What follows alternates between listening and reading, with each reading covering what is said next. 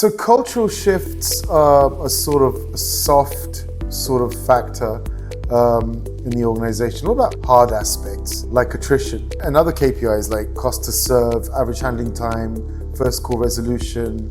Because you did mention several KPIs that are, let's say, primary focus. What about these other sort of, if I could say, traditional contact center related or customer care related sort of KPIs? How does that work at Lebara? Yeah, happy to share that. So at the highest level, to allow us to offer low-cost plans but keep the customer service offering strong, cost to serve is the main financial metric, and in fact cost per contact is what we use. So if we can resolve a customer query within the bot, for instance, and not need to hand them off to an agent, that's a saving for us. I'm not going to tell you our exact figures, but you can imagine we use euros, a euro cost at a cost of a number of euros for each contact. If we can deflect someone and get them to self-serve, that is something we can consider to be a saving. So that's the overall metric that drives our budget. In terms of specifics for chat, because I mentioned chatbot earlier, we do look at average handling time. It's really important to us. We have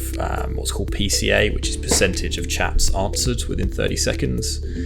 We have service level, which is just the percentage of chat requests that are answered. So if someone sits in the queue and decides to leave before an agent's picked them up, that counts against that metric. So we do have a number of very clear metrics for the chat side and the voice side as well. We've made great strides in terms of the savings piece. I can't share exact figures, but we're making great inroads there. And then also the average handling time. We've actually done some things in the bot which help with the chat. So this is where that interlinking between the two and not considering them two completely separate experiences starts to come in. So what we've done is our agents, when they speak to a customer, have to do a Data Protection Act check to check that customer is who they say they are. What we've started doing now, very recently actually, we rolled out our fourth and final country a couple of weeks ago, is get them to authenticate themselves in the bot before we pass them to an agent.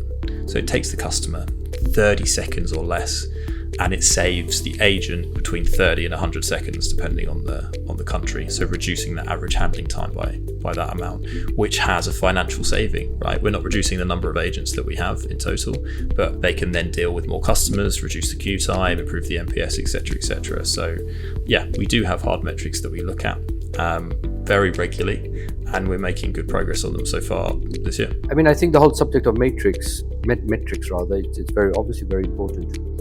And one of the important things about this technology is the way it enables you to measure metrics across the board. So not just about customer journeys, but also the back end. So if I briefly take you into a thought experiment and say, we have a digital twin of the contact center. Everything's occurring digitally, which means that the whole performance of the contact center is available to you on a dashboard. Now let's come back to reality and say we've only got certain things being done by the chatbot, but it still gives you the power to see how the processes are functioning and the customer journeys and the efficiencies or the inefficiencies, which otherwise would take you a lot of effort to extract that data and understand how that contact center is working. So there are added benefits or hidden benefits for the organization to go down this path.